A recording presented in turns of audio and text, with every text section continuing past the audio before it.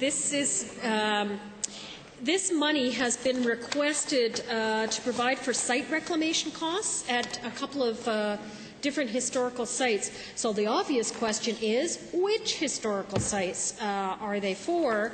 And that money for the upgrading, I think, was in last year's budget. So why is the site reclamation so far behind? Sorry, didn't mark this very well. There we go. Yeah, related to environmental liabilities that were expensed in prior years. So which are the sites? What were the environmental liabilities? And why wasn't the money closer to the actual expenditure of the upgrading? I'm curious as to why this is coming through as a supplementary supply. It should have been in the regular budget. So was there extra money that got thrown in there, or there's some sort of environmental problem and they had to clean it up?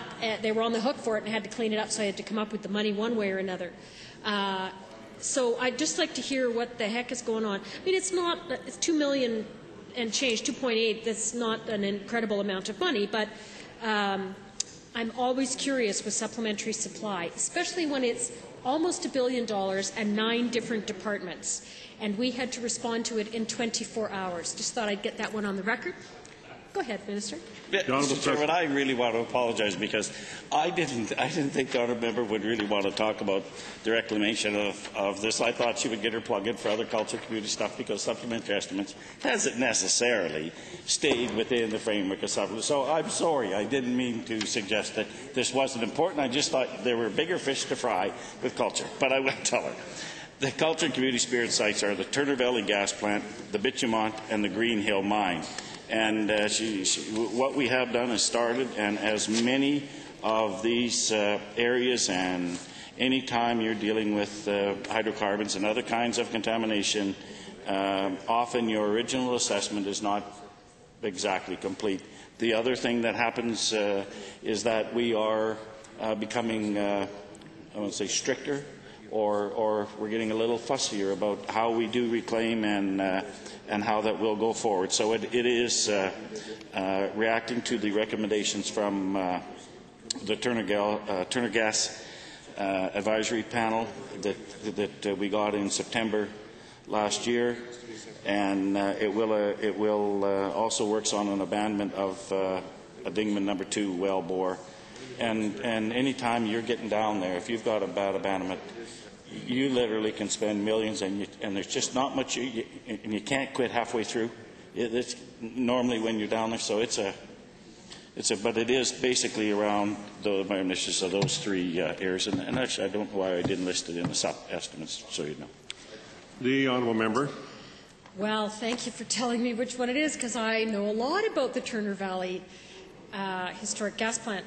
Not the least of which because that's where the Blakeman side of my family comes from. And my father used to party underneath the gas flares in the middle of the night. Yes, yes, yes. So, Turner Valley and gas, yep.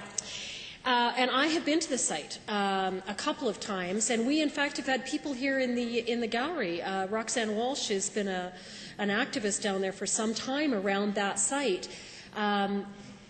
Because we weren't very environmentally conscious way back when, and we dumped stuff on the ground outside of plants and didn't necessarily clean up when there was spills, and it's a huge problem.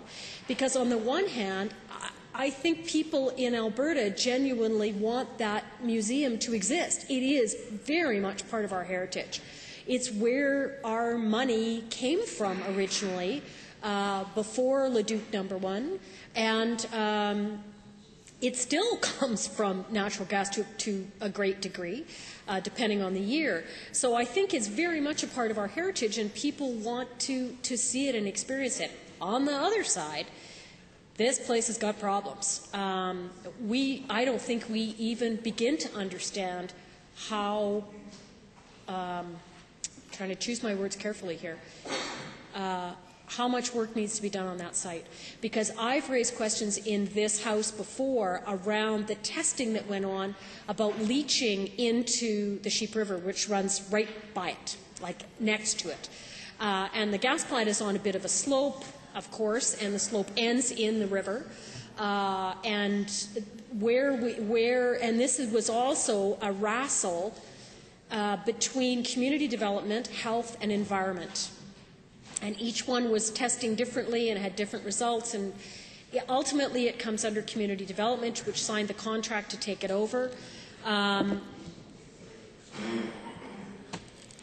this is a tough one because we do want to clean it up. We want to make it possible for people to participate in this site. I just have real questions about whether we can. And even the Dingman flare is a perfect example because as weird as that might seem to people, that direct flaring is part of our heritage, and people wanted to see it, but it ended up getting shut down in order to deal with the site that it was coming from, that actual well. Because it's on the side of a hill. When you drive across the bridge, that Dingman flare is, 25 feet away. You can see it. But it's flaring 25 feet away from a road, and it's flaring out of the ground.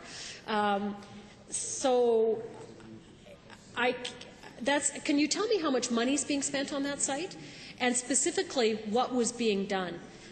Because we've gone back on that site a number of times, often for testing, occasionally to remove some of the soil and the contaminants. So I'm interested in what exactly happened on that site. I don't know the exact number. I know on that site they are going to do a enhancement of the containment system, and I know they're using some of the money to do a risk assessment of the river basin. So, but I don't know the exact dollars.